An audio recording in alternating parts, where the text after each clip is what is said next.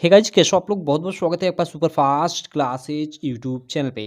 दोस्तों इस वीडियो में हम लोग एक काफ़ी इंपॉर्टेंट संदर्भ व्याख्या, जी हाँ मेरे दोस्त, अगर आप यूपी बोर्ड क्लास 10 के स्टूडेंट हैं तो आप लोग के लिए काफ़ी इंपॉर्टेंट इस वीडियो में हम लोग संदर्भ व्याख्या से रिलेटेड प्रश्न देखेंगे। देखो यहाँ ये आप लोग का बोर्ड परीक्षा 2023 के लिए बोर्ड द्वारा जारी, जी हाँ मेरे दोस्त, ये ऑफिशियली बोर्ड द्वारा जारी मॉडल पेपर है। इस साल आप जानते हो कि बोर्ड परीक्षा 2023 के लिए आप लोग का पेपर पैटर्न बदल गया है और शुरू में 20 मार्क का ऑब्जेक्टिव क्वेश्चन पूछेगा।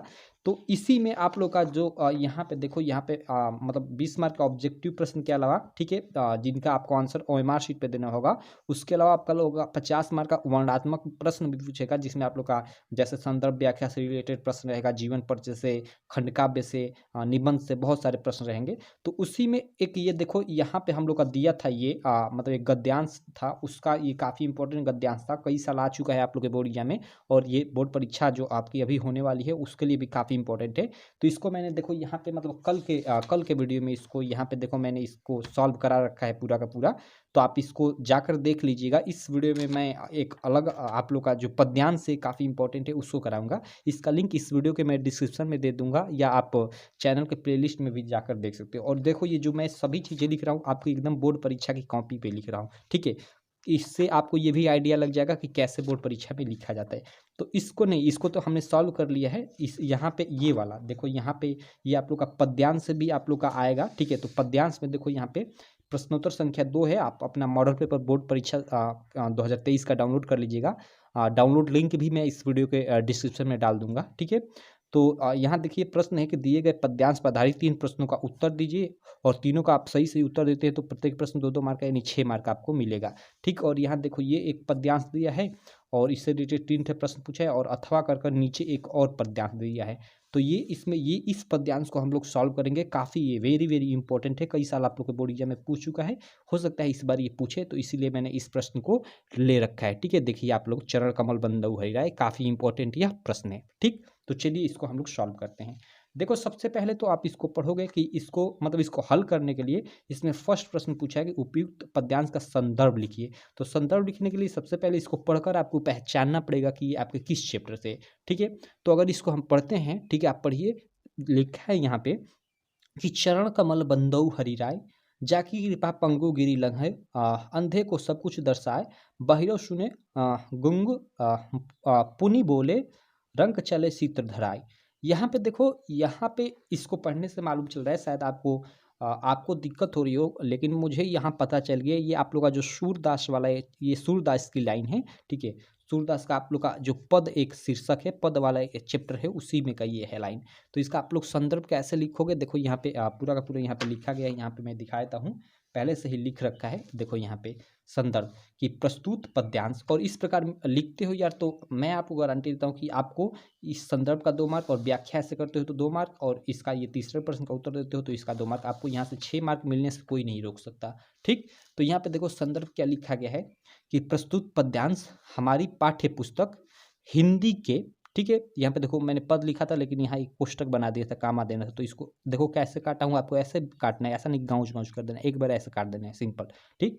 तो प्रस्तुत पद्यांश हमारी पाठ्य पुस्तक हिंदी के पद नामक शीर्षक से लिया गया है, या पद नामक शीर्षक से लिया गया है की जगह पे आप उद्धृत भी लिख सकते हैं कि पद नामक शीर्षक से उद्धृत है। इस शीर्षक की जगह पे आप पाठ भी लिख सकते हो कि पद नामक पाठ्य से लिया गया है, सिंपल, ऐसे कई तरीकों से आप लोग लिख सकते हो।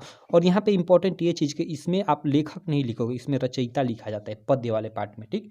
तो यहाँ यहाँ आप लिखोगे कि जिसके रचयिता सूरदास है। यही आपको ध्यान देना है कि आप लोग को मतलब जो गद्य होता है ना, उसमें जो गद्यांश होते हैं उसमें आपको लेखक लिखना होता है। जैसे यहाँ पे देखो, यहाँ पे लिखा गया है कि जिसके लेखक आचार्य रामचंद्र शुक्ल है, ठीक है।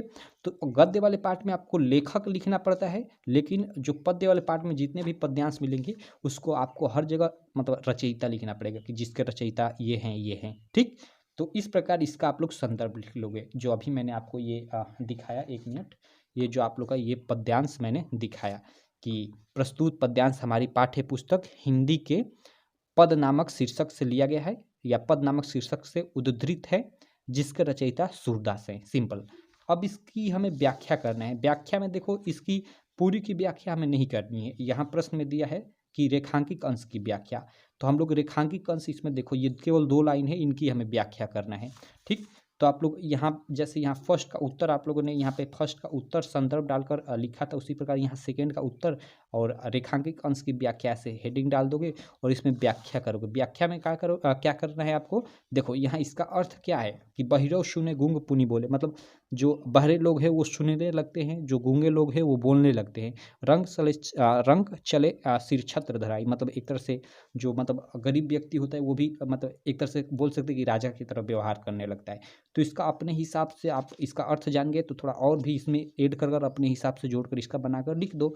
तो कैसे आपको लिखना है, ऐसे देखो यहाँ पे लिखा गया है, मैंने 2 लाइन को देखो ये 5 लाइन में बना दिया है। कैसे आप लिखोगे कि निम्न रेखांकित अंशों के माध्यम से सूरदास जी कहते हैं, चूंकि इसको लिखा है सूरदास जी ने तो सूरदास ही तो कहेंगे, तो सूरदास जी कहते हैं कि, या यहाँ पे लिख सकते हो कि रचनाकार या सूरदास ही लिखो कि सूरदास जी कहते हैं कि हे श्री कृष्ण आप, और देखो यहाँ आप लोग जब ये चैप्टर पढ़ोगे तो इसमें ये सब सूरदास श्री कृष्ण की वंदना कर रहे हैं। तो यहाँ पे आप अपने हिसाब से जोड़ोगे हे श्री कृष्ण आपकी कृपा से बहरा व्यक्ति सब कुछ सुनने लगता है, और कामा दोगे उसके बाद लिखोगे गूंगा व्यक्ति बोलने लगता है, और कोई दरिद्र यानी गरीब व्यक्ति राजा की तरह व्यवहार करने लगता है। सिंपल इतना सही लिखना है, क्योंकि केवल 2 लाइन की ही आपको व्याख्या करनी है, तो इतना काफ़ी हो गया उसके लिए। तो इस प्रकार ये रेखांकित अंश की आप लोग व्याख्या लिख दोगे, इसका आप लोग को 2 मार्क मिलने से कोई नहीं रोक सकता, 2 मार्क आपको यहाँ से मिल जाएगा। अब देखो यहाँ हमें पूछा है एक तीसरा प्रश्न, मैं आपको दिखा देता हूँ कि उपयुक्त पंक्तियों में कौन सा अलंकार है। उपयुक्त पंक्तियों में यहाँ कोई स्पेसिफिक पंक्ति नहीं का है, लेकिन जो चरण कमल बंदऊ हरिराय काफ़ी फेमस एक पंक्ति है, ठीक है।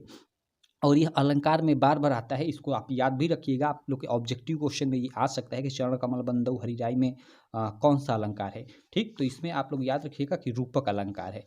तो आप लोग लिख सकते हो कि निम्न पंक्तियों में रूपक अलंकार है, जैसे प्रश्न लिखा है कि निम्न पंक्तियों में कौन सा अलंकार है, तो आप लोग लिख दीजिए कि निम्न पंक्तियों में रूपक अलंकार है। आगे भी आप पढ़ोगे तो आप पाओगे कि कई जगह रूपक अलंकार मिल रहा है, तो सिंपल ऐसे लिख दोगे, ये थर्ड का उत्तर हो गया। और इस प्रकार 2, 2, 4 और 6 नंबर आपको यहाँ से मिल जाएगा। तो इस प्रकार जो ये पद्यांश ये वाला है, इसकी आप लोग संदर्भ व्याख्या करोगे। सिंपल, आई होप आपको समझ में आ गया होगा, आपको आइडिया भी लग गया होगा कि पद्यांश का संदर्भ व्याख्या कैसे किया जाता है। देखो पद्यांश का सिंपल संदर्भ व्याख्या आपको करना है तो ये जो लिखा है पद्यांश, इसका अर्थ जानना बेहद जरूरी है। इसलिए पद्यांश के जितने भी चैप्टर हैं उनका आपको अर्थ अच्छे से आना चाहिए, तभी आप संदर्भ व्याख्या कर सकते हो, ठीक है। तो आशा करता हूँ सारी चीज़ें आपको समझ में आ गया होगा, ये वीडियो काफ़ी अच्छी लगी होगी। बाकी देखो इसका पूरा मैंने सॉल्यूशन भी करा रखा है, आप ना प्लेलिस्ट में जाओगे हिंदी वाली तो उसमें ये मिल जाएगा पूरा का पूरा, मैं मतलब सॉल्यूशन भी करा रखा है। और अगर स्पेसिफिक आप इसके पहले वाले ये पद्य कथा गद्य वाले पार्ट का आप लोग देखना चाहते हैं संदर्भ व्याख्या, तो उसका भी लिंक इस वीडियो के मैं डिस्क्रिप्शन में डाल दूंगा, या चैनल पे भी आप प्लेलिस्ट में जाकर सारी चीज़ें देख सकते हैं, कोई दिक्कत नहीं, ठीक।